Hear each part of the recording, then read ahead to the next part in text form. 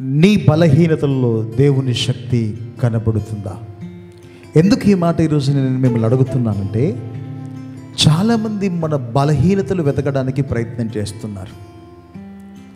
ఆ బలహీనతలు వెతుకుతున్నప్పుడు వారు మాట్లాడుతున్న మాటలు మనకి ఇబ్బందికరంగా, వారి ప్రవర్తన మనకు గాయము చేసే రీతిగా ఉంటున్నప్పుడు మనం కృంగిపోతూ ఉన్నాం. కానీ బైబిల్ ఏం చెప్తుంది తెలుసా? నీ బలహీనతల్లో దేవుని శక్తి, ఎవరైతే నిన్ను విమర్శిస్తున్నారో, ఎవరైతే నిన్ను ఇబ్బంది పెడుతున్నారో వారికి దేవుని శక్తి కనబడాలి. కారణం ఏంటంటే, ఈ మధ్య కాలంలో జెబీమియా ఒక క్రైస్తవ బిడ్డ సాక్ష్యం చెప్పింది, దేవుని సహాయం లేకపోతే ఇది నా వల్ల కాదు అని. Firstly, I want to thank Jesus because I couldn't do this on my own. I know He carried me through today. I just feel like God scripted everything, and at the right time, when you do things with the right intention, He always blesses. And I just felt everything that happened so far was just a setup for this. అదే ఆమె మళ్ళీ ఒక సాక్ష్యం చెప్పేది ఏంటంటే, ఈ మధ్య కాలంలో నేను అనుభవించిన బాధలు, నేను అనుభవించిన వేదనలు నేను ఎవరికి చెప్పుకోదగినవి కావు. ఎందుకంటే అంత వేదన నేను అనుభవించాను. I have almost cried every day throughout this tour. I was not doing well mentally, going through a lot of anxiety. Then being dropped was another challenge for me. But I think all I had to do was show up, and God just took everything, care of everything. I think initially I was just playing, I just keep talking to myself. But towards the end, I was just quoting one scripture from the Bible because I had lost energy. I was very tired. I was drained. But one scripture that says, just stand still and God will fight for you. And that's what I did. I just stood there and He fought for me. దేవుడు ఆ వేదన అనుభవించాడు అంటే దేవుడు గొప్ప కార్యం చేయబోతున్నాడు కనుక. ఒకవేళ ఈ మాట వింటున్నప్పుడు నేను కూడా మీతో ఒక మాట చెప్పాలని ఆశపడుతున్నాను. ఆమె పడిన బాధ, ఆమె పడిన ఇబ్బంది, ఆమె పడిన అవమానం ఎప్పుడు అది ఆమెకు దీవెనకరంగా ఘనతగా మారింది అంటే, ఓపికతో, సహనముతో, ప్రభా నేను నీ కార్యము చూడాలని ఎదురు చూసింది చూడు, ఆ ఎదురు చూసిన దానిలో పట్టుదలతో నిలబడింది చూడు, అప్పుడు ఆ బిడ్డ దేవుని కార్యాన్ని చూడగలిగింది. ఒకవేళ నువ్వు ఇప్పుడు కృంగిపోయిన స్థితిలో ఉండొచ్చు, బాధలో ఉండొచ్చు, దుఃఖంలో ఉండొచ్చు, కానీ నీకు ఒక పట్టుదల ఉంటే ఎక్కడ అవమానమో దేవుడు అక్కడే ఘనతగా నిన్ను నిలబెట్టబోతున్నాడు. ఎక్కడైతే నిన్ను గాయపరిచారో అక్కడే దేవుడు నిన్ను ఆశీర్వదించి గొప్పగా చేయబోతున్నాడు.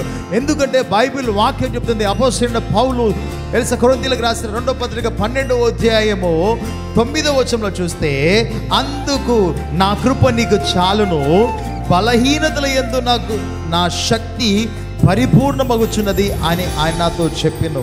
కాగా క్రీస్తు శక్తి నా మీద నిలిచియుండు నిమిత్తము విశేషముగా నా బలహీనత యందు నేను బహుగా అతిశయపడుదును. నేనెప్పుడు బలహీనుడో అప్పుడే నేను బలవంతుడను అన్నాడు. అంటే ఇక్కడ బలహీనత కనబడుతుంది, కానీ ఈ బలహీనతల్లో ఒక సంతోషం, ఒక అతిశయం కూడా కనబడుతుంది. ఎందుకు అంటే, నేను ఎప్పుడు బలహీనుడనో నేను అప్పుడే బలవంతుడను అన్నాడు. ఈ జెబీమియా విషయంలో కూడా అదే జరిగింది. నీకు ఆడడానికి కావలసిన సామర్థ్యం నీలో లేదు, నీకు కావలసిన ఆ బలము నీలో లేదని పక్కకు పెట్టిన సందర్భాలు ఎన్నో ఉన్నాయి. కానీ ఆ పక్కకు పెట్టిన ఆ వ్యక్తిలో ఒక పట్టుదల వచ్చింది. నేను ఖచ్చితంగా ఆడే తీరాలి, దేవుని సహాయం నాకు కావాలని ఎప్పుడైతే ఆ బిడ్డ ప్రార్థన చేసిందో, బలహీనత మరిచిపోయింది, దేవుని సహాయాన్ని కోరింది.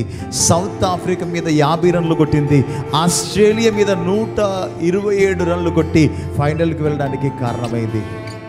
నేను అడుగుతున్నాను, ఇప్పుడు నువ్వు ఓటమిలో ఉండొచ్చు, బాధలో ఉండొచ్చు, దుఃఖంలో ఉండొచ్చు, ఒక్కసారి ప్రభు సహాయం కనుక నువ్వు తీసుకోగలిగితే నీ చరిత్రను దేవుడు తలకిందుగా చేయబోతున్నాడు.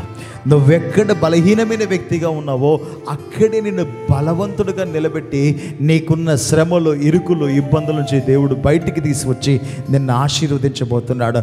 అప్పటి వరకు ఈమె పేరే ఎవరికి తెలియదు, కానీ ఇప్పుడు ప్రపంచమంతా మారుమోగిపోతున్నది జెబీమియా ఎవరు అని. అక్కడ తెలిసిన ఆమె చెప్పిన ఒకే ఒక మాట, నా బలముతో కాదు, నా శక్తితో కాదు, దేవుని సహాయంతో నేను ఆడగలిగానని చెప్పిన ఒక్క మాట ఈరోజు ప్రపంచమంతా మారిపోతుంది.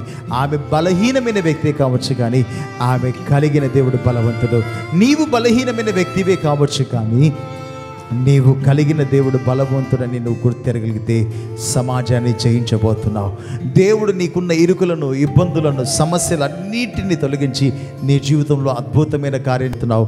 నువ్వు బలహీనుడవు కాదు, బలవంతుడవు. నీలో దేవుని శక్తి తోడుగా ఉండి నడిపించబోతుంది. అట్టి కృప దేవుడిని అనుగ్రహించును గాక. May God bless you.